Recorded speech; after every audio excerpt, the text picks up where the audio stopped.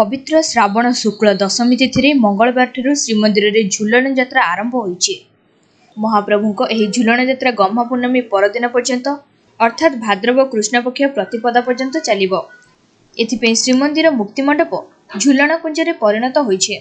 दक्षिण गुरु महाप्रभुको चलती प्रतिमा मदन मोहनको सह श्रीदेवी भूदेवी झुलन मंडप को विजे परे झुलन कुंजरे सखी सहचारीଙ୍କ सह दोली खेलिछन्ति। 7 दिन धरी श्रीमंदिर में झुलन यात्रा अनुष्ठित हेउथिबा बेले एथिपई मुक्तिमंडप झुलन कुंज को नानादी आलोकमाल सज्जित कराଯାଇଛି। श्री जगन्नाथ संस्कृति सह जड़ित श्रीक्षेत्र मठ मंदिर रे भी झुलन यात्रा आरंभ होइछि। देवादेवी को झुलन कुंजरे बसाई दोली खेलाइछन्ति। जगन्नाथ वल्लभ मठ, राधा वल्लभ मठ, श्यामकुंज मठ, जियरस्वामी मठ, माता मठ, सिद्ध बकुल मठ, नेबलदास मठ और राधेश्याम मठ रे झुलनार बड़ तोरण प्रस्तुत होइछि। पुराण वर्णित कथा अनुसार द्वापर युग श्रीकृष्ण वृंदावन में बास करुथिले। वर्षा काल में गोपांगना माने राधा और श्रीकृष्ण को जमुना कुंजरे दोली बसाई झुलाउथिले। एथिरे केवल राधाकृष्ण नुहंती गोपांगना माने मध्य आनंद पाउथिले। वर्षा काल में हेउथिबा एही रास को प्रावृत रास बोली कहा जाइथाय। एही रास रे स्मरण रे काहे केउ कालरु श्रीमंदिर रे झुलन यात्रा पालित होई आसुछि। महाप्रभुंकर जेते पर्वपर्वाणी रही ता भितर यही झुलन यात्रा अन्यतम।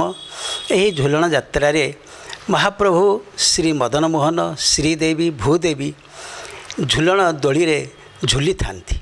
अन्यत्र राधाकृष्ण को झुलन दोली रे झुला जाउथिबा बेले श्रीक्षेत्र रे श्री मदन मोहन श्रीदेवी भूदेवी एमाने झुलन यात्रा रे अवतीर्ण होइथांती। रत्न सिंहासन रे ठाकुर मानकर जेतेबेले संध्या आळती बढ़े सेतेबेले यही तीन ठाकुर ठाकुराणी को आज्ञामाल दि जाए। आज्ञामाल दि जावा परे तांको झुलन दोली को अणा जाए एवं यही जो झुलन दोला लगी थाए मुक्तिमंडप उपरे। मुक्तिमंडप उपरे गोटे झुलन दोली प्रस्तुत करा जाय थाए एवं कुंजटीए मध्य प्रस्तुत करा जाय थाए। यही कुंजटी सोल जरी जंबूरा रे अति सुंदर भाव में निर्मित होता है एवं देखा को अत्यंत आकर्षणीय होता है। जेतेबेले भितरे ठाकुर मानकर चंदन लगी बढ़े सेतेबेले झुलन यात्रा शेष हुए। श्रीदेवी भूदेवी रत्न सिंहासन को जाती एवं श्री मदन मोहन से दक्षिण घर को जाती। यही भाव में दीर्घ 7 दिन धरी श्रीमंदिर रे यही झुलन महोत्सव परिपालित होता है एवं अन्य केतक मठरे 5 दिन धरी एकादशी ठारू पूर्णिमा पर्यंत यही झुलन यात्रा अनुष्ठित होता है। किंतु अन्यान्य बहु मठरे 7 दिन धरी महाप्रभुंकर यही झुलन यात्रा अनुष्ठित होता है। झुलन कुंजरे पशुपक्षी जीवजंतु सखी मान प्रतिकृति स्थान पाई। जरी जंबूरा सोल खचित दोली को फूल रे सजा जाइछि। गत वर्ष कोरोना कटकणा पई एही दुर्लभ दर्शनरू वंचित थिले भक्त। चलित वर्ष भक्तों लगी कटकणा मध्य श्रीमंदिर खोल जाइथिबा बेले प्रत्येक दिन भक्त माने दूर रे रही झुलन कुंज दर्शन करि पारुछन्ति। सेहीपरि मठ मानकरे मध्य कोरोना कटकणा माने श्रद्धालु माने झुलन यात्रा देखि पारुछन्ति। झुलन यात्रा को दर्शन कले कोटि पुण्य मिलिथाय बोली विश्वास रहिछि। राधा माधवयो जयंती जमुना कुलेरः केळयः। महाप्रभु ये जो रासोत्सव ये झुलन यात्रा आरंभ होती।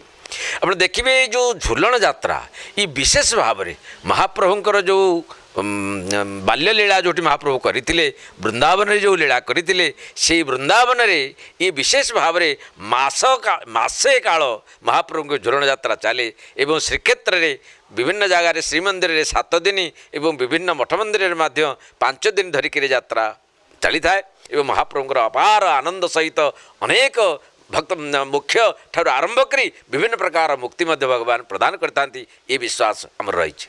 वर्तमान भयानक करुणा परिस्थिति ऐसे तेणु सरकार निर्देश अनुसार सरकार अनुशासन रे आम समस्ते शासित एवं समस्ते जमी मास्क व्यवहार करवा सामाजिक दूरता रक्षापूर्वक यही यात्रा को आम पालन करुचु।